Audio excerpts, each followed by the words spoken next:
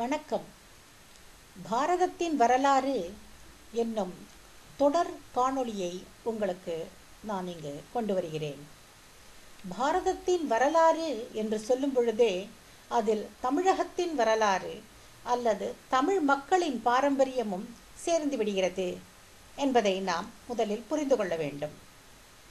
இதில் இந்த தொடரில் பாரதத்தின் வரலாறு, பாரத மக்களின் வரலாறு அல்லது நாகரிகம் எப்பொழுது ஆரம்பித்தது, எங்கே யாரால் ஆரம்பிக்கப்பட்டது, எங்கெல்லாம் அது பரவியது, அது பாரதத்திற்குள் மட்டும்தான் இருந்ததா அல்லது வெளியில் சென்றதா, அல்லது பாரதத்திற்கு வெளியிலிருந்து உள்ளே வந்ததா, அதாவது ஆரிய படையெடுப்பு என்கிறார்களே அதுபோல வெளியிலிருந்து உள்ளே வந்து நமக்கு இந்த பாரதத்தின் வரலாறை உருவாக்கி கொடுத்தார்களா என்பதை பற்றியெல்லாமும் நாம் இந்த தொடரில் ஆராயப் போகிறோம்.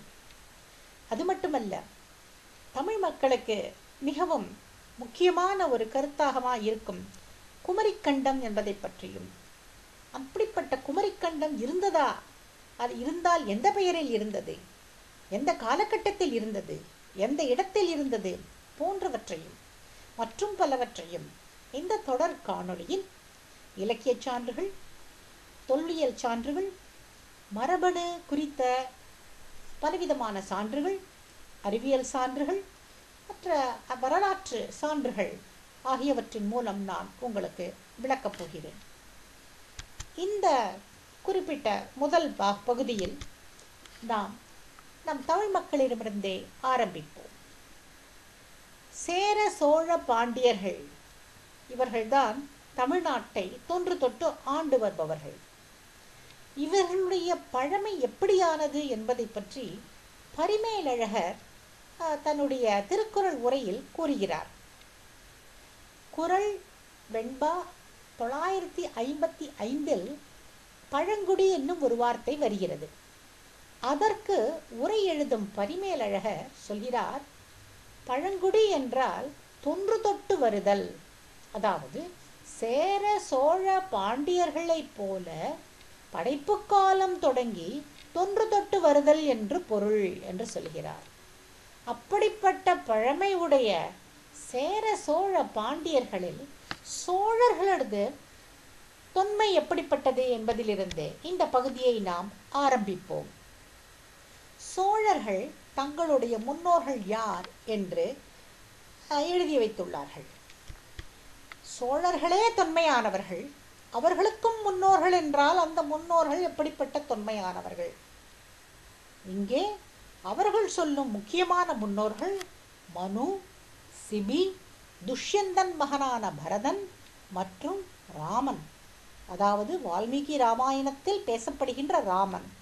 இவர்கள் எல்லோருமே தங்களுடைய முன்னோர்கள் என்று 2 சோழ அரசர்கள் எழுதி வைத்துள்ளார்கள். இதை பார்க்கும் பொழுதே, அதாவது இந்த பெயர்களை பார்க்கும் பொழுதே நமக்கு ஒரு குழப்பம் வரும். பொதுவாகவே வம்சாவளியை சூரிய வம்சம், சந்திர வம்சம் என்று 2ஆக சொல்கிறார்கள். சோழர்கள் தங்களை சூரிய வம்சத்தில் வந்தவர்கள் என்று சொல்லிக் கொள்பவர்கள்.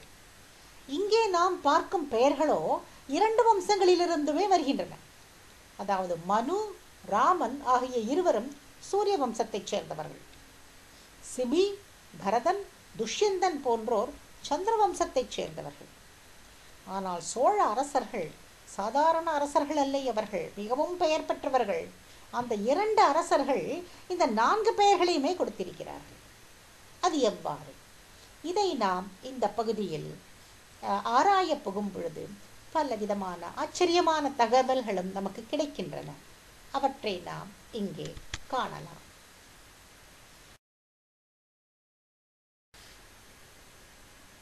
சேர சோழ பாண்டியர்களில் நாம் இப்பொழுது சோழனை பற்றி பேசப் போகிறோம். இதில் முக்கியமான சோழ அரசன் 1ஆம் ராஜராஜ சோழன், தஞ்சையில் பெரிய கோயிலை கட்டியவன். அவனுடைய மகன் 1ஆம் ராஜேந்திர சோழன், கங்கை கண்ட சோழன் என்ற பெயர் பெற்றவன். இவனுடைய காலத்தில் இவன் பெயரால் சில செப்பேடுகள் வெளியிடப்படுகின்றன. திருவாலங்காடு என்னும் இடத்தில் கிடைக்கப்பட்ட இந்த செப்பேடுகளை நாம் திருவாலங்காடு செப்பேடுகள் என்றே குறிக்கின்றோம். இந்த செப்பேடுகளில் 1ஆம் ராஜேந்திரன் தன்னுடைய முன்னோர்கள் என்று ஒரு வம்சாவளியை குறிக்கிறான்.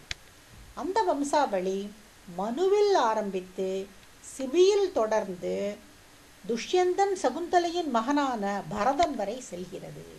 அந்த பரதனுக்கு பிறந்த மகன்தான் முதல் சோழன். அவனே சோழ நாட்டை நிறுவியவன் என்று ராஜேந்திர சோழன் எழுதியுள்ளான். இப்பொழுது இன்னொரு கல்வெட்டையும் நாம் காண்போம். முதலாம் ராஜேந்திரனின் மகன் வீரராஜேந்திரன் ஆட்சி பொறுப்பை ஏற்றுக்கொள்கிறான். அப்பொழுது கன்னியாகுமரியில் உள்ள அம்மன் கோயிலில் உள்ள தூண்களில் சில கல்வெட்டுகளை வடிவமைக்கிறான். அதிலும் தன்னுடைய முன்னோர்களை பற்றி பேசுகிறான், வம்சாவளியை கொடுக்கிறான்.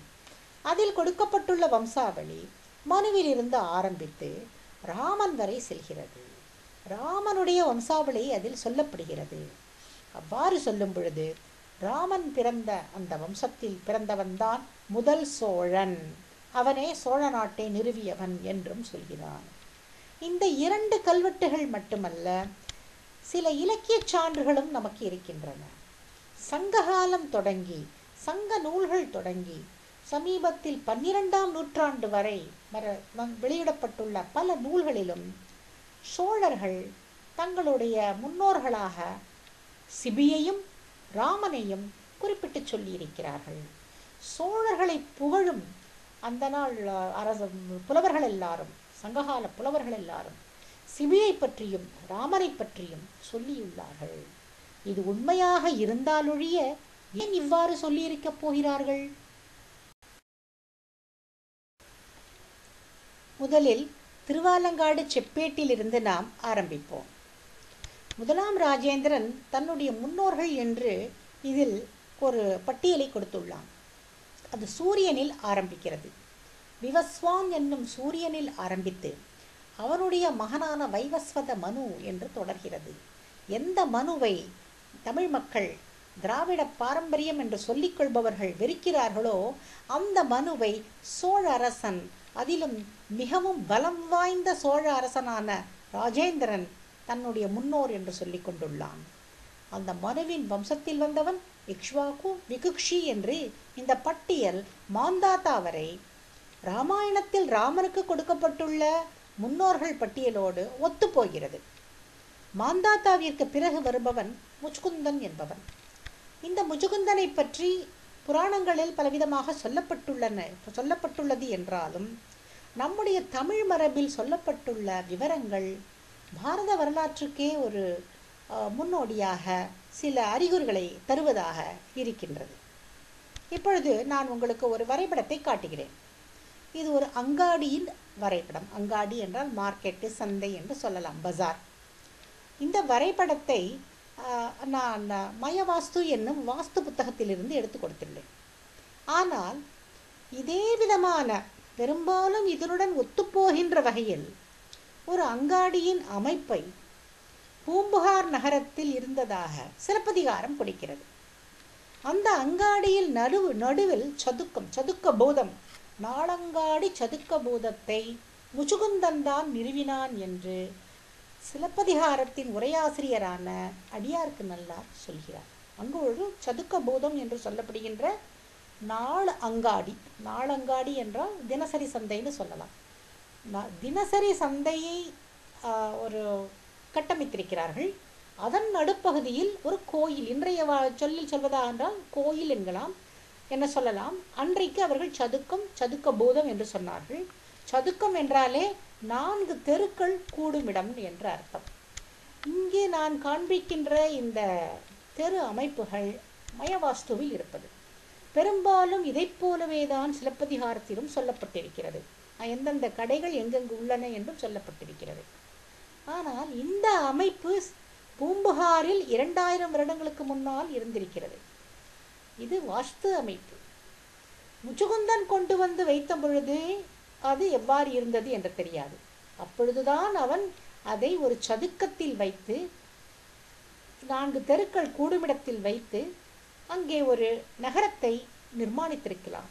அல்லது முன்பே ஒரு நகரத்தை, சோழ நகரத்தை பூம்புகாரில் நிர்மாணித்து 4 தெருக்கள் கூடுமிடத்தில் அந்த சதுக்க பூதத்தை அவன் வைத்திருக்க வேண்டும். அந்த சதுக்க பூதத்திற்கு பின்னால் ஒரு கதை இருக்கிறது. அடியார்க்கு நல்லார் கூறுகின்ற ஒரு கதை. இந்திரன் என்று ஒருவன் இருந்தான். அவன் முச்சுகுந்தனுக்கு நண்பன். அந்த இந்திரனுக்கும் அசுரர்களுக்கும் எப்பொழுதும் தகராறு.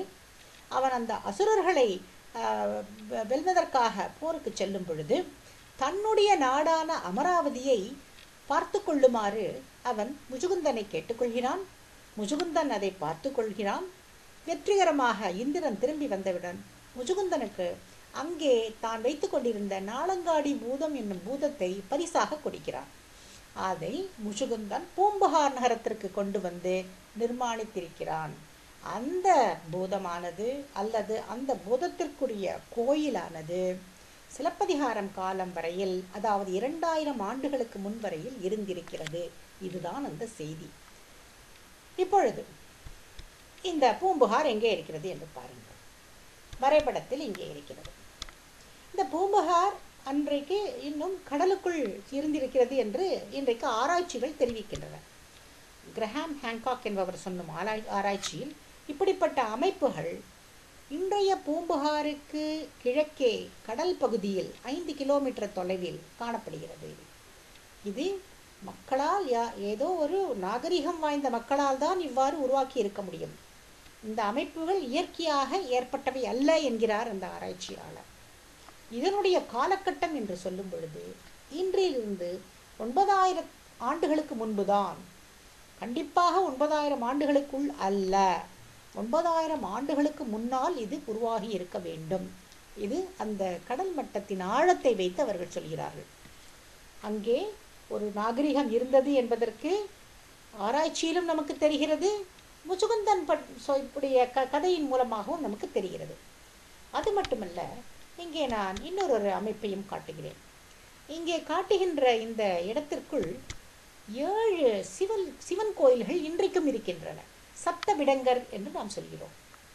விடங்கர் அப்படி என்றாலே அது செதுக்கப்பட்டது அல்ல, அதாவது கையால் யாரும் செதுக்கலை, இயல்பாகவே மிகவும் சிறப்பாக அமைந்திருக்கிறது என்ற அர்த்தம். அதாவது அந்த 7 சிவலிங்கங்களுமே இயற்கையிலேயே சிறப்பாக அமைக்கப்பட்டிருக்க வேண்டும் என்று ஒரு கருத்து. இந்த சப்தவிடங்கர் கோயில்களுடைய தல வரலாறை பார்த்தால் இந்த லிங்கங்கள், இந்த உருவ சிலைகள் இந்திரனால் முச்சுகுந்தனுக்கு கொடுக்கப்பட்டு முச்சுகுந்தன் இவற்றை இங்கே நிறுவியுள்ளான் என்று வருகிறது. எனவே முச்சுகுந்தன் என்று ஒருவன் இருந்தது உண்மைதான். அவன் இருந்த இடம் பூம்புகார், நாளங்காடி பூதம், சப்தவிடங்கர் என்று இது எல்லாமே இந்த இடத்தை சுற்றியே இருக்கின்றன. அதனால் இதில் உண்மை இருக்க வேண்டும் என்று நாம் ஏற்றுக்கொள்ளும்படி இருக்கிறது என்பதை இங்கே நாம் காட்டுகிறோம். இப்பொழுது முச்சுகுந்தன் வரை நாம் கண்டோம். இனி அடுத்த அரசன் யார் என்பதையும் பார்க்கலாம்.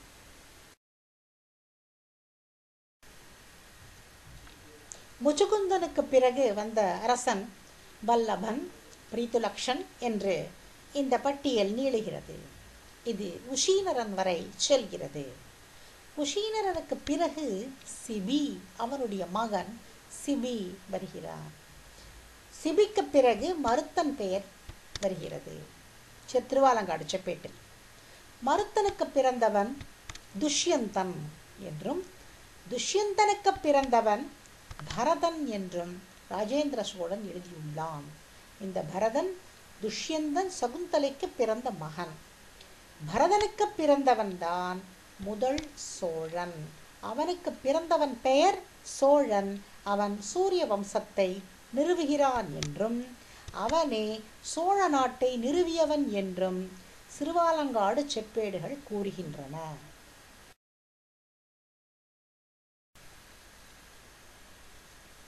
துஷ்யந்தன் சகுந்தலையின் மகனான பரதனை முன்னிட்டுத்தான் நம்முடைய நாடு பாரத தேசம் என்று அழைக்கப்படுகிறது. அப்படிப்பட்ட பரதனின் சொந்த பிள்ளை சோழன் என்று ராஜேந்திர சோழன் எழுதி வைத்துள்ளான். இந்த விவரம் திருவாலங்காடு செப்பேட்டை தவிர வேறு எங்குமே நாம் காண்பதில்லை. இதனால் சில ஆராய்ச்சியாளர்கள் இது இவர்கள் தங்களுடைய பழமையையும் பெருமையையும் காட்டுவதற்காக எட்டுக்கட்டி எழுதியிருக்கிறார்கள் என்றும் சொல்கிறார்கள். ஆனால் நான் அவ்வாறு நினைக்கவில்லை. ஒரு அரசன், அதிலும் ராஜேந்திர சோழன் போல் ஒருவன் எழுதியிருந்தால் அதில் உண்மை இருக்க வேண்டும். உண்மைக்கு புறம்பானதை அப்படிப்பட்ட ஒரு அரசன் எழுதியிருப்பான் என்று நாம் நினைக்க முடியவில்லை. இதற்காக நாம் பிற புராணங்களை, வடமொழி நூல்களை ஆராய புகும் பொழுது பரதனை பற்றிய சில விவரங்கள் கிடைக்கின்றன. பரதனுக்கு 3 மனைவிகள் இருந்ததாகவும் அவர்கள் மூலம் அவனுக்கு 9 மகன்கள் இருந்ததாகவும் தெரிய வருகிறது. ஆனால் பரதன் எந்த மகனையுமே ஏற்றுக்கொள்ளவில்லை. அந்த 9 மகன்களுமே அவனைப் போல இல்லை என்று அவன் சந்தேகப்பட்டிருக்கிறான். அந்த சந்தேகத்தின் காரணமாக அந்த மனைவியர் மனம் நொந்து தங்கள் மகன்களை கொன்றிருக்கிறார்கள் என்றே புராணங்கள் சொல்கின்றன. ஆனால் திருவாலங்காடு செப்பேட்டின் மூலம் நமக்கு தெரிகிறது, ஒரு மகன் வாழ்ந்திருக்கிறான். மற்ற மகன்களும் எங்கேயாவது சென்று வாழ்ந்திருக்கலாம். ஆனால் ராஜேந்திரன் சொல்வதை பார்க்கும் பொழுது ஒரு மகன், அதாவது சோழவர்மன் வாழ்ந்திருக்கிறான் என்று தெரிகிறது. மேலும் கன்னியாகுமரி கல்வெட்டை நாம் காணும் பொழுது அந்த சோழன் சிறிய ஒரு படையை எடுத்துக்கொண்டு தெற்கு நோக்கி வந்திருக்கிறான்.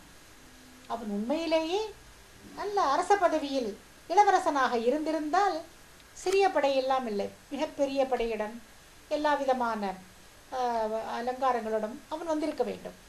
ஆனால் இங்கே ஒரு சிறிய படையுடன் தன்னுடைய நண்பர்கள் குழாத்துடனும் அவன் அங்கும் இங்குமாக திரிந்து கொண்டிருந்திருக்கிறான்.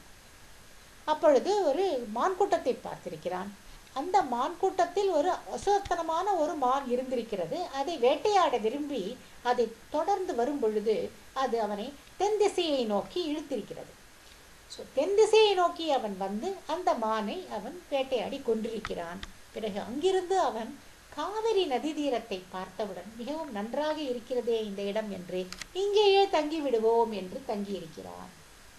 எனவே புராணத்தில் சொல்லப்படுகின்ற பரதனுடைய மகன்களுடைய கதை மேலும் தொடர்ந்திருக்கிறது என்பதை திருவாலங்காடு செப்பேட்டின் மூலம் நாம் தெரிந்து கொள்கிறோம். குறைந்தபட்சம் ஒரு மகனாவது உயிருடன் இருந்திருக்கிறான். அவன்தான் சோழன். அவன் எங்கேயாவது இடம் கிடைக்குமா, எங்கே தனக்கு ஏற்றாற் போல ஒரு இடம் இருக்கும் என்று தேடிக்கொண்டு வந்து காவிரி தீரத்தை பார்த்தவுடன் அங்கே தங்கிவிட்டான். இங்கே கேள்வி வருகிறது, சோழன் வாழ்ந்த காலத்தில் காவேரி அங்கே ஓடியதா என்பதே அந்த கேள்வி. அதையும் நாம் காண்போம். காவிரி நதியானது குடகிலிருந்து பூம்புகார் வரை ஓடுகிறது. இதன் எந்த பகுதியில் சோழவர்மன் வந்து தங்கினான் என்ற கேள்வி வருகிறது. இதை நாம் ஆராய புகும் பொழுது சில ஆச்சரியமான உண்மைகள் வெளிவருகின்றன. முதல் உண்மை, அப்பொழுது காவிரி நதியே பாயவில்லை. அப்பொழுது பூம்புகார் என்ற பெயரும் இல்லை. அதன் பெயர் சம்பாபதி. மணிமேகலை சொல்லும் விவரம் இது. மணிமேகலையில் இந்த இடத்தை ஜம்புத்தீவு என்றே சொல்கிறது. இங்கே ஒரு பெண் ஒரு மரத்தின் கீழ் தவம் இருந்து தெய்வ பதவியை அடைகிறாள். அவளே இந்த ஜம்புத்தீவுக்கு காவல் தெய்வமாக ஜம்பு தேவியாக ஆகிறாள் என்று மணிமேகலை சொல்வதை பார்க்கும் பொழுது நமக்கு ஆச்சரியமாக இருக்கிறது. இந்த இடத்தை இது திராவிட நாடு என்று சொல்லிக் கொள்கிறார்களே, இதுதான் ஜம்புத்தீவு. ஜம்புத்தீவு என்பது பாரத நாட்டை உள்ளடக்கியது என்று வட இந்திய நூல்களும் சொல்கின்றன. ஆனால் எந்த நூலிலுமே ஒரு காவல் தெய்வம், ஜம்பு தேவி என்னும் காவல் தெய்வம் இருப்பதாக சொல்லவில்லை. அவள் எங்கே இருந்தாள், அவளுக்கு ஏன் அப்படி ஒரு பெயர் வந்தது என்றும் சொல்லவில்லை. இந்த விவரம் தமிழில்தான் இருக்கிறது. தமிழ் தெரிந்த நமக்குத்தான் இது தெரிய வருகிறது. இதை நாம் வெளியே கொண்டு வர வேண்டும். இந்த ஜம்பு தேவி இருந்த இடம் பூம்புகார். அப்பொழுது அவள் பெயரை முன்னிட்டு சம்பாபதி அல்லது ஜம்பூபதி என்றே அந்த இடத்திற்கு பெயர் இருந்ததாக மணிமேகலை சொல்கிறது. அந்த சமயத்தில் காவேரி அங்கே ஓடவில்லை. சோழவர்மன் வந்தது இந்த சம்பாபதிக்குத்தான் இருக்க வேண்டும். இங்குதான் முஜுகுந்தன் நாளங்காடி பூதத்தையும் நிறுவினான். சோழவர்மனுக்கு பல தலைமுறைகளுக்கு பிறகு வந்தவன் சித்திரதன்வன். திருவாலங்காடு செப்பேடுகள் சொல்கின்றன. அந்த சித்திரதன்வன் தான் காவிரியை கொண்டு வந்தான். எனவே சோழவர்மன் வந்த பொழுது காவேரி இல்லை என்று நிச்சயமாக தெரிகிறது.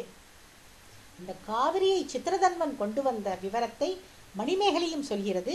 ஆனால் பெயரை காந்தமன் என்று சொல்கிறது. ஒருவனுக்கே 2 பெயர்கள் இருந்திருக்கலாம். குடையில் அப்பொழுது அகத்தியர் இருந்திருக்கிறார். அந்த அகத்தியரின் அருளின்படி குடையிலிருந்து அந்த தண்ணியானது, காவிரி நீரானது ஓடி வந்து பூம்புகாரில் கடலில் கலந்தது என்று மணிமேகலை சொல்கிறது. இன்றைக்கும் நீங்கள் காவிரி உருவாகும் இடத்தை பார்த்தால் அது கல்லாலான ஒரு குடம் போல இருக்கிறது. அந்த குடத்துக்குள், அதைத்தான் கும்பம், கும்பயோனி என்று அகத்தியர் அங்குதான் இருந்திருக்கிறார். அந்த கும்பத்திற்குள்ள தண்ணி இன்றைக்கும் நீரூற்று போலதான் வருகிறது. மழை காலத்தில் தான் அந்த ஊற்று பெருகி மழை தண்ணீரும் பெருகி அங்கிருந்து ஓடி வருகிறது. அந்த இடத்தில், அந்த கும்பத்தில், அந்த கல் குடத்தில் அவர்கள் ஒரு துளையிட்டு இருக்க வேண்டும். அதன் வழியாக தண்ணீர் தாழ்நிலங்களை நோக்கி பாய்ந்து வந்து பூம்புகாரை அடைந்து அங்கே கலந்திருக்கிறது. இந்த விவரம், அதாவது காவிரி என்பது என்றென்றைக்கும் பாய்ந்திருக்கும் ஒரு நதி அல்ல. ஒரு குறிப்பிட்ட காலகட்டத்தில், அதிலும் சோழ வம்சம் ஆரம்பித்ததற்கு பிறகு உருவான நதி என்று யாருக்கும் இன்றைக்கு தெரியாது. நமக்கு திருவாலங்காடு செப்பேட்டின் மூலமும் மணிமேகலையின் மூலமும் தெரிய வந்திருக்கிறது. இதை வெளியே கொண்டு வருவது நம்முடைய கடமை. இன்றைக்கு ஒரு நதி பாயும் படுகையை ஆய்ந்து அது என்றையிலிருந்து அந்த நதி உருவாகி இருக்கிறது என்பதை ஆராயக்கூடிய விஞ்ஞான ஆராய்ச்சிகள் வந்துவிட்டன. இந்த காவேரி படுகையை நாம் ஆராய வேண்டும். அதன் மூலம் என்றைக்கு இந்த நதி உருவாகி இருக்கிறது, அதன் மூலம் சோழவர்மன் எப்பொழுது வந்திருப்பான், கண்டிப்பாக இந்த காவிரி நதி ஆரம்பித்ததற்கு முன்னால் தான் வந்திருக்கிறான். அவனுடைய காலத்தை நம்மால் கணிக்க முடியும். இப்படிப்பட்ட ஒரு விஞ்ஞான ஒரு ரகசியத்தை நாம் வைத்துக் கொண்டிருக்கிறோம். ஆனால் அதை பற்றி அறிவே இல்லாமல் அதை நாம் செய்ய வேண்டும். அது எப்பொழுது காவேரி உருவானது, எப்பொழுது காவேரி பாய்ந்து வந்தது என்பதை நாம் கண்டுபிடிப்பதற்கான ஆயத்தங்களை, விஞ்ஞான உலகத்திற்கு உந்துதலை நாம் கொடுக்க வேண்டும். இப்பொழுது நம்முடைய இந்த காணொளி பேச்சுக்கே வருவோம். காவிரி பூம்புகாரில், அதாவது சம்பாபதியில் நுழைந்தவுடன் சம்பாபதியானவள் அந்த காவிரியை வருக வருக என்று வரவேற்று ஏற்றுக்கொள்கிறாள். அவளே இந்த இடம், இந்த பூக்களுடன் பாய்ந்து வரும் இந்த காவிரியானது சேர்ந்த இந்த இடத்தை இனி காவிரி பூம்பட்டினம் என்று பெயர் பெறட்டும் என்று சொல்லியிருக்கிறாள் என்றும் மணிமேகலை கூறுகிறது. காவிரி பூம்பட்டினம் என்பதே பிற்காலத்தில் பூம்புகார் என்று பெயர் உருமாறி இருக்கிறது. இதன் மூலம் நமக்கு தெரிய வருகிற செய்தி, சோழவர்மன் வந்தது பூம்புகாருக்குத்தான், சம்பாபதிக்குத்தான். ஆனால் அவன் வந்த பொழுது அங்கே காவிரி ஓடவில்லை. ஆனால் வீரராஜேந்திரன் காவிரி இருந்த இடத்திற்கு அவன் வந்தான் என்று ஏன் சொல்ல வேண்டும்? அவனை பொறுத்தவரையில் பூம்புகாருக்கு அவன் வந்திருக்கிறான். பிற்காலத்தில் வீரராஜேந்திரன் காலத்தில் காவிரி செழித்துக் கொண்டிருந்த நேரம் அது. அதனால் ஒரு அடையாளத்திற்காக காவிரி பாய்ந்த இடத்தில் அவன் தங்கிவிட்டான் என்று சொல்லியிருக்கிறான் என்றே நமக்கு புலனாகிறது.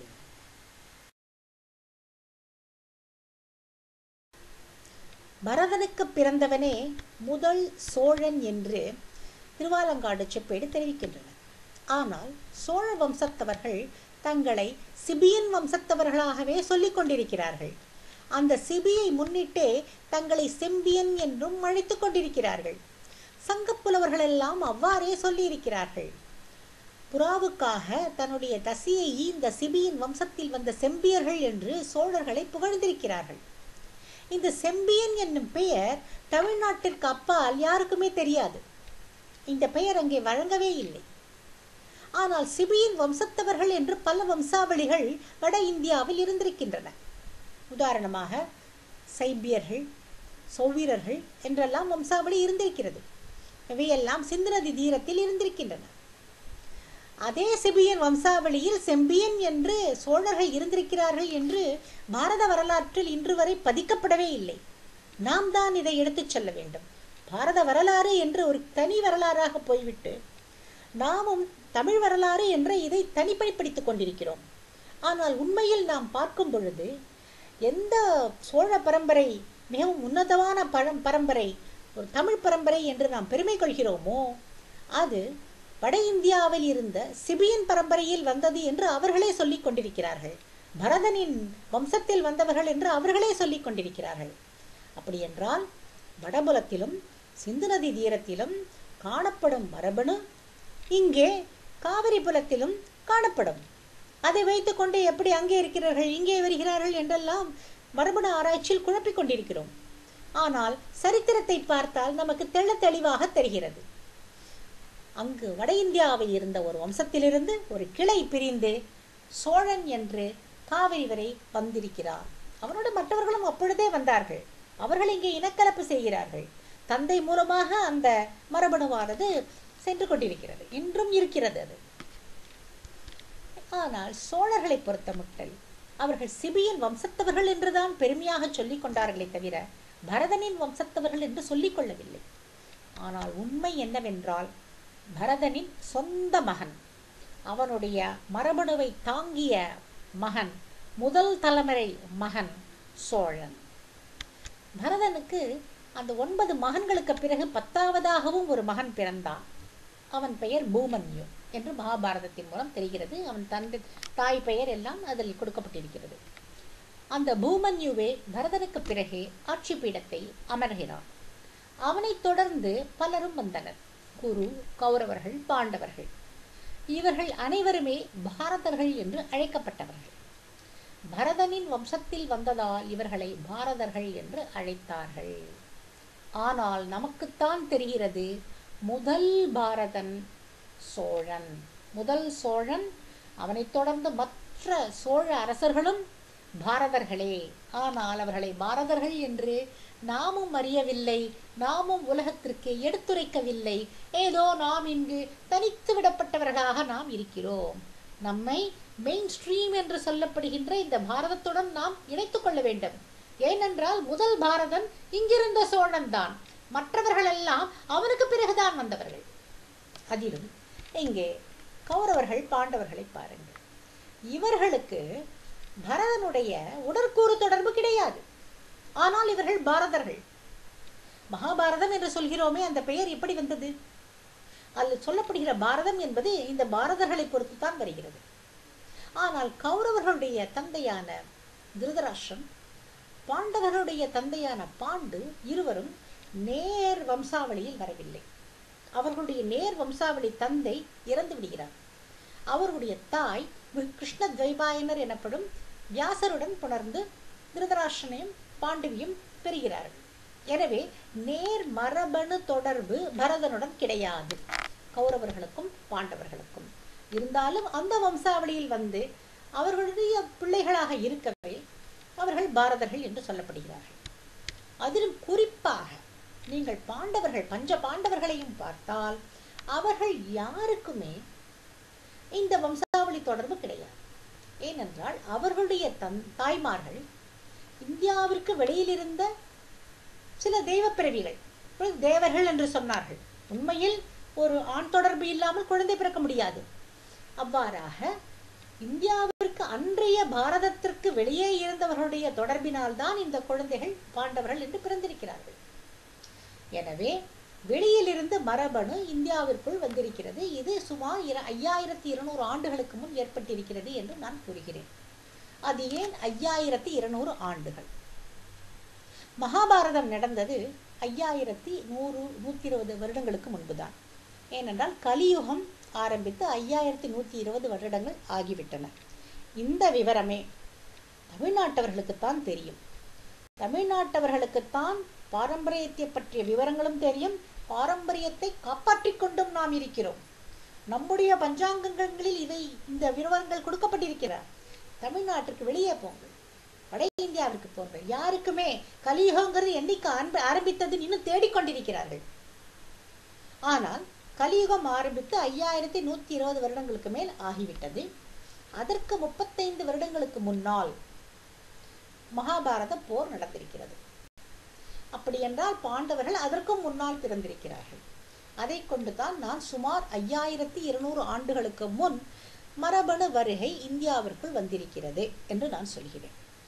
பாண்டவர்களுடைய பிள்ளைகள் பலரும் அந்த பாரத யுத்தத்தில் இருந்தாலும் பல பிள்ளைகள் வாழ்ந்திருக்க வேண்டும். அவர்கள் பலரையும் மணந்தார்கள். அதன் மூலம் அந்த ஆண் மரபணுவானது சென்றிருக்கிறது. அதனால் வெளியிலிருந்து வந்த மரபணு இந்தியாவில் அன்றிலிருந்து பரவி இருக்க வேண்டும். ஏதேனும் ஒரு விஞ்ஞான ஆராய்ச்சி, மரபணு ஆராய்ச்சி 5200 ஆண்டுகளுக்கு முன் அல்லது 5000 ஆண்டுக்கு முன் இந்தியாவுக்குள் வந்தது என்று சொன்னால் அதை உடனடியாக ஆரிய படையெடுப்பு என்றால் எடுத்துக்கொள்ள முடியாது. பாண்டவர்களையும் நாம் கருத்தில் கொள்ள வேண்டும். இதையெல்லாம் நாம் சொல்வதற்கு காரணம், எடுத்தேன் கவிழ்த்தேன் என்பதைப் போல ஆரியன் வந்தான் இவன் போனான் சொல்வதெல்லாமே அபத்தம். ஒவ்வொரு சரித்திர உண்மையும் நமக்கு புராணங்கள், இதிகாசங்கள், அவை மட்டுமல்ல தமிழ் நூல்கள், தமிழ் கல்வெட்டுகளும் நமக்கு கொடுக்கின்றன. அவற்றின் மீது கேஸ் பை கேஸ்ன்னு சொல்லுவாங்க. ஒவ்வொன்றாக நாம் எடுத்து ஆராய்ந்தால் இவர்கள் இங்கிருந்து இங்கு வந்தார்கள், இங்கிருந்து அங்கு சென்றார்கள், இவ்வாறு ஆயிருக்கிறது என்றெல்லாம் நமக்கு தெரிய வரி. இதை நாம் புரிந்து கொள்ள வேண்டும்.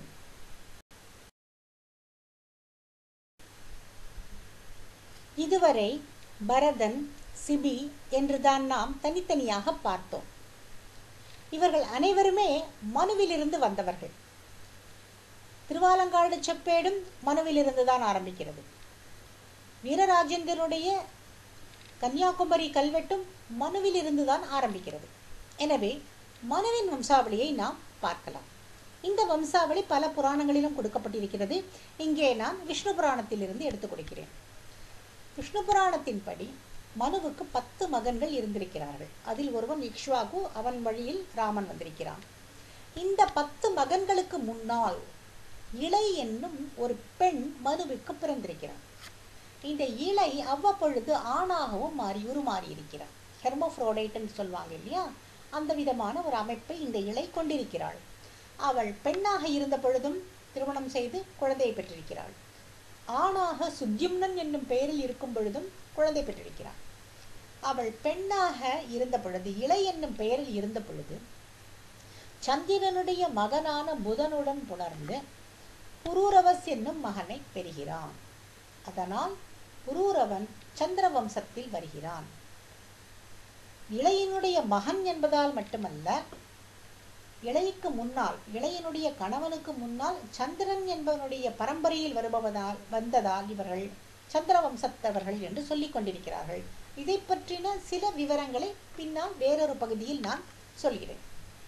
புரூரவனுக்கு பிறகு நகுஷன், அவனுடைய மகன் யயாதி.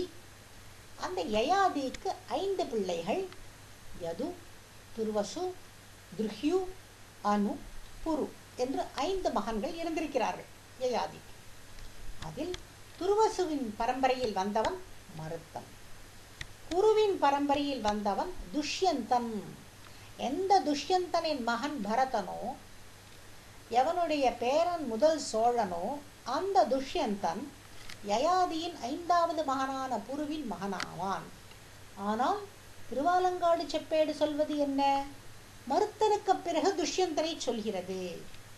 அது வேண்டுமென்றே அவர்கள் சொல்லவில்லை. உண்மையை விஷ்ணு புராணம் சொல்கிறது. துஷ்யந்தன் மருத்தனுக்கு தத்து கொடுக்கப்படுகிறான், தத்து பிள்ளையாகிறான். எனவே அங்கிருந்த துஷ்யந்தன் மருத்தன் பக்கம் வந்து விடுகிறான். இதைத்தான் திருவாலங்காடு செப்பேட்டில் நாம் பார்க்கிறோம். துஷ்யந்தனுக்கு பிறகு பரதன், அவனுடைய மகன் சோழன். இதெல்லாம் சரி, இதெல்லாம் சந்திரவம்சம்னு நமக்கு காமிக்கிறது. அதே சமயம் சிபி எங்க போனான்? எங்கிருக்கிறான் சிபி? ஏன் இவர்கள் சிபியை தன்னுடைய முன்னோர்கள் என்று சொல்லிக் கொண்டார்கள் என்று தேடினால் அதற்கு இந்த பரம்பரையிலேயே பதில் கிடைக்கிறது. யயாதியின் இன்னொரு பிள்ளையான அனுவுக்கு பிறந்தவன், அந்த வம்சத்தில் வந்தவன் உஷீரனன் என்பவன். அவனுக்கு பிறந்தவன் சிபி.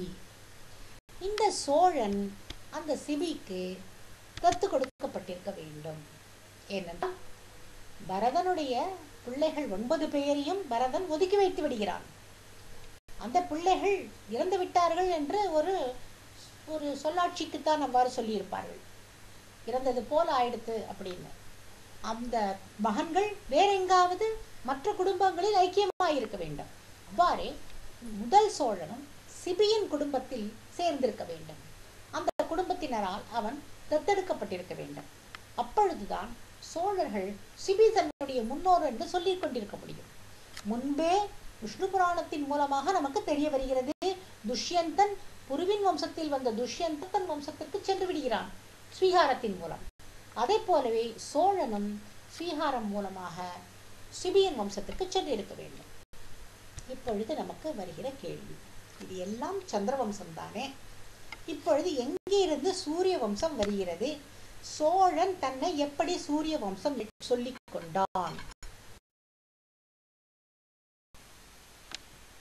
இதற்கு பதிலை நாம் வீரராஜேந்திரனின் கல்வெட்டின் மூலமாக அறிந்து கொள்ள முடிகிறது. திருவாங்கூர் ஆர்கியலாஜிக்கல் சீரீஸ் எனப்படும் புத்தகத்தில் கன்னியாகுமரி இன்ஸ்கிரிப்ஷன் ஆஃப் வீரராஜேந்திரா என்று நீங்கள் தேடினீர்கள் என்றால் கன்னியாகுமரி தூண் கல்வெட்டுகளை அங்கே காணலாம். அவை சொல்லும் விவரங்களை பார்ப்போம். வீரராஜேந்திரனுடைய கன்னியாகுமரி கல்வெட்டில் கொடுக்கப்பட்டுள்ள சோழர் வம்சாவளி மனுவில் ஆரம்பித்து ராமனுடைய வம்சாவளியாகத்தான் இருக்கிறது. முன்னால் வருகின்ற பெயர்களை எல்லாம் நான் விட்டுவிடுகிறேன். ரகுவிலிருந்து ஆரம்பித்து குடிக்கிறேன். இங்கே ரகு, அதற்கு பிறகு அஜன், அவன் மகன் தசரதன், தசரதனுக்கு பிறந்தவர்கள் 4 பேர் என்று கன்னியாகுமரி கல்வெட்டு தெரிவிக்கிறது. ராமன், லக்ஷ்மணன், பரதன், சத்ருக்னன். இவர்களுள் ராமனுக்கு பிறகு சோழன் அந்த குலத்தில் பிறந்தான் என்று எழுதப்பட்டிருக்கிறது. சோழனுக்கு பிறகு ராஜகேசரி, பரகேசரி என்ற அரசர்கள் வந்தார்கள் என்றும் சொல்லப்படுகிறது. எனவே இது சோழர் பரம்பரை தான். ராஜகேசரி, பரகேசரி என்பதெல்லாம் சோழர்களுடைய பட்டப்பெயர்கள். அந்த சோழன் ராமனுடைய வம்சத்தில் வந்தான் என்று கன்னியாகுமரி கல்வெட்டு தெரிவிக்கிறது. கன்னியாகுமரி கல்வெட்டில் ராமனை குறித்து வரும் செய்திகளை மட்டும் நான் இங்கே கொடுக்கிறேன். இதில் சொல்லப்பட்டிருக்கிறது, இந்த குடும்பத்தில் ராமன், லக்ஷ்மணன், பரதன், சத்ருக்னன் ஆகியோர் பிறந்தனர். சமஸ்கிருதத்தில் எழுதப்பட்டுள்ள இந்த கல்வெட்டானது மேலும் சொல்கிறது, ஒரு மனிதன் மகனாக, சகோதரனாக, கணவனாக, எதிரிக்கு எதிரியாக, அரசனாக, உறவினனாக எவ்வாறு இருக்க வேண்டும் என்று வாழ்ந்து காட்டியவன் ராமன். கல்வெட்டின் முக்கியமான பகுதி இப்பொழுது வருகிறது. வீரராஜேந்திரன் எழுதியிருக்கிறான், ராமன் குரோதத்தால் ராவணனை கொல்லவில்லை, காமத்துக்காக சீதையை திரும்பப் பெறவில்லை, அரசன் என்னும் கடமைக்காகவே செய்தான். அவ்வாறு இல்லை என்றால் தவம் செய்த சூத்திரனை ஏன் கொல்ல வேண்டும்? அழகு மனைவியை காட்டில் ஏன் விட வேண்டும் என்று வீரராஜேந்திரன் கேட்டிருக்கிறான். ஆனால் இன்றைக்கு நாம் கேள்விப்படுவது என்ன? நம்மை சுற்றி இருக்கும் தமிழின துரோகிகள், திராவிடவாதிகள் இந்துக்களை எதிர்ப்பதாக நினைத்து கொண்டு ராமனை அல்லவா திட்டி தீர்த்து கொண்டிருக்கிறார்கள். வீரராஜேந்திரன் போன்ற சோழ அரசன் இன்றைக்கு யாரேனும் இருந்திருந்தால் இவர்கள் இவ்வாறு பேச முடியுமா? ஏனென்றால் ராமனுடைய கதைதான் சோழர்களுடைய பழைய சரித்திரம். கடமைக்காக ராமன் அவ்வாறு செய்தான் என்று சோழன் எழுதியிருக்கிறானே, எத்தனை பேருக்கு இது தெரியும்? இதை நாம் எடுத்துச் சொல்ல வேண்டியது நம்முடைய கடமை என்பதை இதை பார்த்து கொண்டிருக்கும் மக்கள் புரிந்து கொள்ள வேண்டும். ராமனை தங்களுடைய முன்னோராக மிகவும் உயர்வாக சிந்தித்தவர்கள் இந்த தமிழ் மண்ணை ஆண்டவர்கள் என்பதை நம் மக்களுக்கு நாம் எடுத்துச் சொல்ல வேண்டும். அடுத்த முக்கிய கருத்து, ராமனே கடலுக்கு குறுக்கே சேது அணையை கட்டினான் என்பதே. ஆனால் அந்த சேதுவை வெட்டுவதற்கு, உடைப்பதற்கு முயன்றவர்கள் அல்லவா இந்த திராவிடவாதிகள்? ராமன் யார் என்று கேட்டார்களே, தெரிந்து கொள்ளுங்கள். கன்னியாகுமரி கல்வெட்டு சொல்கிறது ராமன் சோழர்களுடைய பரம்பரை என்று. இதையடுத்து இந்த கல்வெட்டு திட்டவட்டமாக சொல்கிறது, இந்த குடும்பத்தில், அதாவது ராமன் பிறந்த அந்த குடும்பத்தில் சோழன் என்னும் பெயருடைய அரசன் பிறந்தான். அதை தொடர்ந்து அந்த அரசன் தென் திசையை நோக்கி தன்னுடைய சிறு படையுடன் வந்து காவிரி நதிக்கரையில் தன்னுடைய நாட்டை நிர்மாணித்தான் என்று சொல்கிறது. ஆணித்தரமாக கன்னியாகுமரி கல்வெட்டில் வீரராஜேந்திரன் ராமன் தன்னுடைய முன்னோனே என்று சொன்னதை இலக்கியங்களும் பறைசாற்றுகின்றன. ஆனால் இலக்கியங்கள் அவனை பொதுவாக துங்கையில் எரிந்தவன் என்றே சொல்கிறது. தூங்கையில் என்றால் தொங்கிக் கொண்டிருக்கும் மதில். தொங்கிக் கொண்டிருக்கும் மதில் என்றால் அது ஒரு மலையின் மீதுதான் இருக்க முடியும். அப்பொழுதுதான் அது வானத்திலிருந்து தொங்கிக் கொண்டிருப்பதைப் போலவும், மேகக்கூட்டங்கள் அந்த மதிலை சூழ்ந்திருக்கும் பொழுது மேகக்கூட்டத்திலிருந்து தொங்கிக் கொண்டிருப்பதைப் போலவும் இருக்கும் என்று சொல்லப்படும். அப்படிப்பட்ட ஒரு மதில் சுவரையுடைய கோட்டையை உடையவன் ராவணன். அந்த தூங்கையிலை எரிந்தவன் அல்லது உடைத்தவன் ராமன் என்பதே அந்த செய்தி. சிபியை பற்றி சொல்லும் பொழுது புறாவுக்காக தன்னுடைய தசையை ஈந்தவன் என்று சங்கப்புலவர்கள் சொன்னார்கள். ராமனை பற்றி சொல்லும் பொழுது தூங்கையில் எரிந்தவன் என்று சொன்னார்கள். ஆனால் இன்று வரை பல தமிழ் ஆராய்ச்சியாளர்களும் தமிழ் அறிந்தவர்கள் என்று சொல்லிக் கொண்டவர்களும் வாயையே திறக்கவில்லை. இப்பொழுது இந்த தூங்கையில் எரிந்தவன் என்பது ராமன் என்றுதான் என்பவன்தான் என்பதை நாம் இங்கே நிரூபிப்போம். புறநானூறில் இந்த செய்தி வருகிறது. அடுத்து சிறுபானாற்றுப்படையில், இதெல்லாம் சங்க நூல்கள், அதிலும் தூங்கையில் எரிந்தவன் பரம்பரையில் வந்தவன் தொடித்தோள் செம்பியனான சோழன் என்று சிபியையும் ராமனையும் சேர்த்து வருகிறது. பழமொழியிலும் தூங்கையில் எரிந்தவன் சொல்லப்படுகிறது. சிலப்பதிகாரத்தில்தான் குறிப்பாக மும்மதில் உடைய அந்த கோட்டையை எரிந்தவன் அல்லது உடைத்தவன் என்ற ஒரு குறிப்பு வருகிறது. ஆகவே ஒரு மலையின் மீது மும்மதிலை உடையதாக ஒரு கோட்டை இருந்திருக்கிறது. மும்மதில் உடையவன் யார் என்றால் அதற்கான பதில் திவ்ய பிரபந்தத்தில் வருகிறது. ஆழ்வார் சொல்கிறார், மும்மதில் இலங்கை இருகால் வளைய என்று திருவழி கூற்றிருக்கையில் கூறுகிறார். ஆகவே மும்மதில் இலங்கை என்பது ராவணனுடைய மும்மதில் கோட்டை. இதை உடைத்தவன் ராமனே. இந்த செய்தியை சிலப்பதிகாரம் மற்றும் திருவழி கூற்றிருக்கை ஆகிய இரண்டையும் நாம் இணைத்து பார்க்கும் பொழுது தூங்கையில் எரிந்தவன் ராமன் தான் என்று நமக்கு தெரிகிறது. அடுத்ததாக மணிமேகலையிலும் அகத்தியன் ராமனுக்கு அறிவுறுத்தியதின்படி மும்மதில் கோட்டையை அழித்தான் என்று வருகிறது. வால்மீகி ராமாயணத்தில் அகத்தியர் ராமனுக்கு ஆதித்ய ஹிருதயம் என்னும் ஒரு ஸ்லோகத்தை அருளி செய்கிறார். அதற்கு பிறகுதான் ராமன் ராவணனை வெற்றி பெறுகிறான். ஆகவே இவை எல்லாம் உண்மை பொருந்தி வருகின்றன என்றும் இவை உண்மைதான் என்றும் நமக்கு தெரிய வருகிறது. இதற்கு பிறகு பிற்கால சோழர்களுடைய நூல்களில், அதாவது கலிங்கத்து பரணி, விக்கிரம சோழன் உலா, ராஜராஜ சோழன் உலா ஆகியவற்றில் பார்க்கும் பொழுது மிக தெள்ளத் தெளிவாக ராமன் என்றே சொல்லியிருக்கிறார்கள். சேதுவை கட்டின ராமன் என்றும் சொல்லியிருக்கிறார்கள். தசரதனுக்கு பிறந்த ராமன் என்றும் தங்களுடைய வம்சாவளியில் கூறியிருப்பதனால் தூங்கையில் எரிந்தவன் ராமன் என்றும், இந்த தூங்கையில் எரிந்தவன் செய்தியை சங்ககாலம் தொட்டே சொல்லி வந்திருக்கிறார்கள் என்றும், வீரராஜேந்திரன் சொன்னது உண்மைதான் என்றும் நமக்கு தெரிகிறது.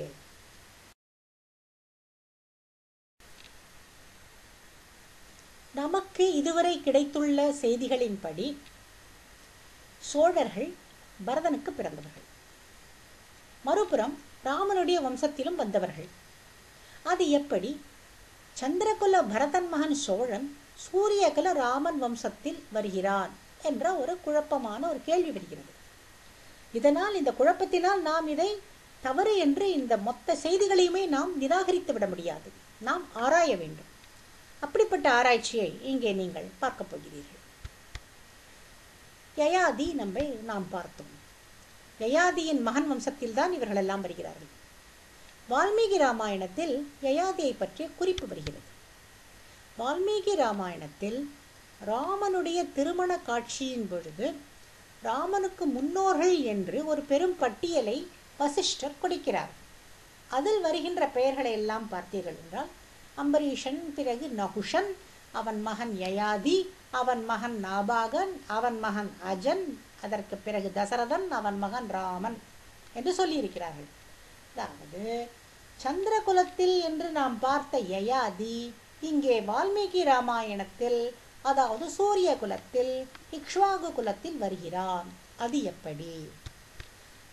எப்படி என்று நாம் தேடுகையில் அதே வால்மீகி ராமாயணத்தில் அதற்கு அடுத்த பகுதியில் அதே வசிஷ்டர் அதே பட்டியலை மீண்டும் சொல்கிறார். இது எந்த இடத்தில் என்றால், ராமன் வனவாசத்திற்கு சென்று விட்டான். அவனை மீண்டும் நாட்டிற்கு திரும்பி வாருங்கள் என்று அனைவரும் போய் கூப்பிடுகிறார்கள். அப்படி வாருங்கள் என்று சொல்லும் பொழுது அதே வசிஷ்டர் ராமனுடைய முன்னோர்களை பற்றி சொல்கிறாள். அங்கே அவர் சொல்லும் பொழுது அம்பரீஷன், நகுஷன், ஆனால் யயாதியின் பெயர் அங்கே சொல்லப்படவில்லை. அதாவது ராமனுடைய திருமணத்தின் பொழுது ஒரு பட்டியல் கொடுக்கிறார். அதே பட்டியலை மறுபடியும் அவர் திருப்பி சொல்கிறார். ஆனால் அங்கே யயாதி வரவில்லை. அதற்கு பதிலாக அவர் ஒரு விஷயம் சொல்கிறார். உன்னுடைய குடும்பமான இக்ஷ்வாகு குலத்தில் ராமனே மூத்தவனுக்குத்தான் அரசு. அதாவது அம்பரீஷன் மூத்த மகன் நகுஷன், அவனுடைய மூத்த மகன் என்று யயாதி சொல்லவில்லை. அவனுக்கு பிறகு நாபாகன் வந்திருக்கிறான். ஆனால் இந்த முதல் பட்டியல், முதலில் நான் காண்பித்தேன் அல்லவா, அந்த முதல் பட்டியலில் மிக தெளிவாக யயாதியின் மகன் நாபாகன் என்று சொல்லியிருக்கிறது. ஆனால் யயாதி முதல் மகன் அல்லன். விஷ்ணு புராணத்தில் கொடுக்கப்பட்டுள்ள பட்டியலின்படி பார்த்தால் யயாதி முதல் மகன் அல்லன். இங்கே இரண்டாவது பட்டியலில் பார்த்தால் நகுஷனுக்கு பிறகு நாபாகன், அதாவது யயாதியின் மகன் வந்து விட்டான் என்று தெரிகிறது. அதே இடத்தில் அவன் அந்த பட்டியலை கொடுப்பதற்கு காரணமே ராமனுடைய பரம்பரையில் மூத்த மகன்தான் அரசு ஏற்றிருக்கிறான். எனவே ராமனே நீயும் வந்து அரசு பதவியை ஏற்றுக்கொள் என்று வசிஷ்டர் கேட்கிறார். இதில் யயாதி இல்லை என்பது ஒரு முக்கியமான ஒரு செய்தியாகும். இப்பொழுது நாம் விஷ்ணு புராணத்தில் சொல்லுகின்ற சந்திரவம்சத்தை பார்ப்போம். அங்கே இளை அல்லது சுத்யும்னன், அந்த இளைக்கு பிறந்த புரூரவன், நகுஷன், யயாதி. அது எப்படி இதே பெயர்கள் இங்கே வர முடியும்? ராமனுடைய வம்சாவளியில் வந்த யயாதி இங்கே சந்திர வம்சத்தில் வந்திருக்கிறான் என்றால் கண்டிப்பாக அவன் தத்து பிள்ளையாக கொடுக்கப்பட்டிருக்க வேண்டும். அதற்கு ஏற்றாற் போல பிரதிஷ்டானம் என்னும் இடத்தை அவன் ஆண்டான் என்றும் குறிப்புகள் இருக்கின்றன. அந்த பிரதிஷ்டானம் சுத்யும்னனுக்கு கொடுக்கப்பட்ட இடம். மேலும் யயாதி காசிக்கு அரசன் என்றும் சொல்லப்படுகிறது. இதன் மூலம் இங்கே சூரிய குலத்தில் பிறந்த ஒருவன் சந்திர குலத்திற்கு தத்து போயிருக்கிறது தெரிகிறது. ராமனை பற்றி பேசும் வீரராஜேந்திரன் கல்வெட்டு யயாதியை பற்றி பேசுகிறதா என்று நாம் பார்க்க வேண்டியது அவசியம். ஏனென்றால் யயாதியின் வம்சத்தில்தான் பரதன் வருகிறான், அவன் மகன் சோழன் என்று ராஜேந்திரன் எழுதியிருக்கிறான். வீரராஜேந்திரன் கொடுக்கின்ற பட்டியல் விஷ்ணு புராணத்தில் கொடுக்கப்பட்டுள்ள பட்டியலை ஒத்திருக்கிறது. விஷ்ணு புராணத்தில் ராமனுடைய வம்சாவளி பட்டியல் என்று என்ன கொடுக்கப்பட்டிருக்கிறதோ அதையே வீரராஜேந்திரன் எழுதியிருக்கிறான். இங்கே வால்மீகி ராமாயணத்துடன் பார்க்கும் பொழுது இது சிறு மாறுபட்டது. வால்மீகி ராமாயணத்தில் நகுஷன், யயாதி என்ற பெயர்கள் இடம்பெறுகின்றன. விஷ்ணு புராணம் கொடுக்கும் பட்டியலில் அந்த பெயர்களை காணவில்லை. ரகுவிற்கு பிறகு நேரே அஜன் வந்து விடுகிறான். அங்கு ஒரு மிகப்பெரிய இடைவெளி இருக்கிறது. அந்த இடைவெளியில் இருப்பவர்கள் யார் என்று பார்த்தால் நகுஷன், யயாதி, நாபாகன். இதில் நகுஷன், யயாதி இரண்டு பெயர்களுமே விஷ்ணு புராணத்தில் கொடுக்கப்பட்டுள்ள சந்திர வம்சத்தில் வந்து விடுகிறார்கள். யயாதி கண்டிப்பாக இக்ஷ்வாகு பரம்பரையில் இக்ஷ்வாகு ஆட்சி பீடத்திற்கு வரவில்லை என்று நமக்கு தெரிகிறது. ஏனென்றால் வசிஷ்டர் அவனுடைய பெயரை சேர்க்கவில்லை. ஆனால் நகுஷன் பெயர் இக்ஷ்வாகு பரம்பரையிலும் வருகிறது, சந்திரவம்ச பரம்பரையிலும் வருகிறது. இதன் மூலம் நாம் அறிந்து கொள்வது என்னவென்றால் நகுஷன் இக்ஷ்வாகு ஆட்சிக்கு வருகிறான். ஆனால் ஏதேனும் ஒரு காரணத்திற்காக அதற்கு பிறகு அவன் சந்திரவம்சத்திற்கு வந்து விடுகிறான். அவன் மகனான யயாதியும் சந்திரவம்சத்திற்கு வந்து விடுகிறான். ஆனால் யயாதியின் மகன் நாபாகன் இக்ஷ்வாகு வம்சத்தில் அரசனாக ஆட்சி பொறுப்பை ஏற்றிருக்கிறான். எனவே நகுஷன், யயாதி, அதிலும் யயாதி குறிப்பாக இக்ஷ்வாகு ஆட்சி பீடத்தில் வரவே இல்லை என்பது நமக்கு தெரிகிறது. இந்த நகுஷன், யயாதியை பற்றி சில லெஜெண்டுன்னு சொல்கிறபடி கதைகள் இருக்கின்றன. அவற்றை பற்றி பின்னால் ஒரு பகுதியில் நாம் பார்ப்போம். இங்கே நாம் பார்க்க வேண்டியது கண்டிப்பாக யயாதி இக்ஷ்வாகு பரம்பரையில் ஆட்சியில் அமரவில்லை. ஆனால் அவன் இங்கே சந்திரவம்சத்திற்கு வந்துவிட்டான் என்று தெள்ளத் தெளிவாக தெரிகிறது. அந்த யயாதியில் வம்சத்தில் வந்தவன்தான் துர்வசு, அவனுடைய நேர் மகன் துர்வசு. மற்றொரு மகன் அதாவது மற்றொரு முதல் மகனாக இருக்க வேண்டும். முதல் பெண்டாட்டிக்கு பிறந்த மகனாக இந்த நாபாகன் இருக்க வேண்டும். அப்பொழுதுதான் வால்மீகி ராமாயணத்தில் வசிஷ்டர் சொன்னதற்கு ஏற்றாற்போல இக்ஷ்வாகு பரம்பரையில் அவன் ஆட்சி பீடத்தில் அமர்ந்திருக்க முடியும். நாபாகனுக்கு பிறகுதான் இந்த 5 மகன்கள் யயாதிக்கு பிறந்திருக்க வேண்டும். அதில் ஒருவன் துர்வசு. துர்வசுக்கு பிறந்தவன் அந்த வம்சாவளியில் வந்தவன் துஷ்யந்தன். அவனுக்கு பிறந்தவன் பரதன். அவனுக்கு பிறந்தவன் சோழன். எனவே பரதன் மூலமாகத்தான் சோழ வம்சாவளி இங்கே சந்திர வம்சம் என்று வந்தாலும் உண்மையில் மரபணு வாயிலாக பார்த்தால் ராமனுடைய வம்சத்தில் தான் சோழன் வருகிறான். மரபணு வழியில் ராமனுடைய வம்சம். எனவே ராமனுடைய சூரிய வம்சத்தை சோழர்கள் எடுத்துக்கொண்டிருக்கிறார்கள். மீண்டும் ஒருமுறை நான் விளக்குகிறேன். இக்ஷ்வாகு வம்சத்தில் சூரிய வம்சத்தில் ராமனுடைய வம்சத்தில் வருகின்ற நகுஷன் யயாதி என்னும் ராமனுடைய முன்னோர்களில் யயாதி இக்ஷ்வாகு வம்சத்தில் அரச பதவி ஏற்கவில்லை. ஆனால் அவன் பெயர் சந்திர வம்சத்தில் வந்துவிடுகிறது. இதன் மூலம் நாம் என்ன தெரிந்து கொள்கிறோம் என்றால் யயாதி இங்கே தத்து பிள்ளையாகி விடுகிறான். அவனுடைய வம்சத்தில் வந்தவன் பரதன். பரதனுக்கு பிறந்தவன் சோழன். எனினும் ராமனுடைய ஒரே மரபணுதான் இங்கே சுற்றி சுற்றி வருகிறது. அதனால் மரபணு வழியில் சூரிய வம்சத்தினர் என்றே சோழர்கள் தங்களை சொல்லிக் கொண்டிருக்கிறார்கள். ராஜேந்திர சோழன் சொல்வதைப் போல பரதனுடைய மகன் சோழன் என்பதும் உண்மை. வீரராஜேந்திரன் சொல்வது போல ராமனுடைய குடும்பத்தில் சோழன் பிறந்தான் என்பதும் உண்மை. உள்ளுக்குள் இருக்கின்ற இந்த தொடர்புகளை நாம் இங்கே கொண்டு வந்து காட்டுவதன் மூலம் பாரதத்தின் வரலாற்றை நாம் சீரமைக்கிறோம். தமிழ்நாட்டின் சோழல் வரலாறு வேறல்ல, பாரத வரலாறு வேறல்ல. ஒன்றிணைந்த ஒரு பாரத வரலாற்றின் ஒரு அங்கமாக இங்கே சோழன், ராமனுடைய மரபணுவை தாங்கிய சோழன் வாழ்ந்திருக்கிறான் என்று தெரிகிறது. இங்கு நாம் இன்னொரு விவரத்தையும் தெளிவுபடுத்த வேண்டும். யார் முதலில் வந்தார்கள்? சிபியா, ராமனா, துஷ்யந்தனா, பரதனா என்று. சிபிதான் முதலில் வந்திருக்க வேண்டும். சிபி, அவனுடைய மகன் பெயர் கேகயன் என்று பெயர். அவன்தான் கேகய நாட்டையும் கேகய வம்சத்தையும் உருவாக்குகிறான் என்று புராண செய்திகள் சொல்கின்றன. அந்த கேகய வம்சத்தில் பிறந்தவள்தான் கைகேயி. அந்த கைகேயி ராமனுடைய தந்தையான தசரதனை மணக்கிறாள். எனவே சிபி ராமனுக்கு முன்னால் வந்தவன். அதற்கு பிறகு ராமனுக்கு பல தலைமுறைகள் பிறகுதான் துஷ்யந்தன் வந்திருக்க வேண்டும். ஏனென்றால் யயாதியின் மகனான புருவின் வம்சம். யயாதியின் 4வது தலைமுறையில் ராமன் பின்னால் வருகிறார். ஆனால் அதே யயாதிற்கு பிறகு 15வது தலைமுறையில் துஷ்யந்தன் வருகிறான். எனவே துஷ்யந்தன் ராமனுக்கு பின்னால் வந்தவன்தான். அவனுக்கு பின்னால் வந்தவன் பரதன். அவனுக்கு பின்னால் வந்தவன் சோழன்.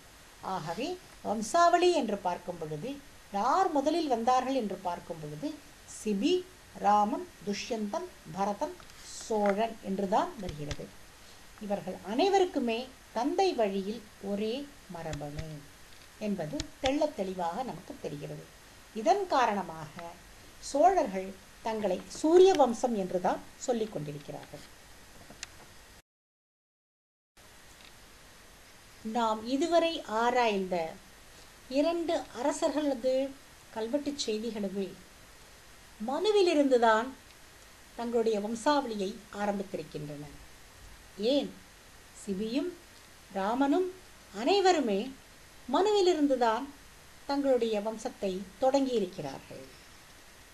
ஆகவே மனுதான் இந்த பாரத வரலாற்றின் முதல் கதாநாயகனா? எந்த மனுவை திராவிடவாதிகள் எதிர்க்கிறார்களோ, மறுக்கிறார்களோ, வெறுக்கிறார்களோ, அந்த மனுவிலிருந்து தோன்றிய பாரதத்தின் கதை, சோழர்களின் கதை அதற்கு முன்னாலும் ஆரம்பித்ததா இல்லையா என்ற ஒரு கேள்வி வருகிறது. ஆம், வைவஸ்வத மனுவுக்கு முன்னாலும் ஒருவர் இருந்தார்.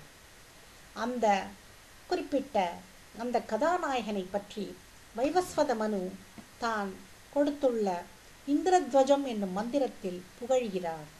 அந்த மந்திரத்தில் வரும் கடவுள்கள் எல்லாம் வேத கடவுள்கள், இயற்கை கடவுள்கள், அதாவது சூரியன், வருணன் என்பது போன்றன. ஆனால் அங்கே ஒரே ஒரு மனித கடவுளை பற்றியும் பேசுகிறார். அவர்தான் ஸ்கந்தன் என்னும் சுப்பிரமணியன் என்னும் கந்தன் என்னும் முருகன்.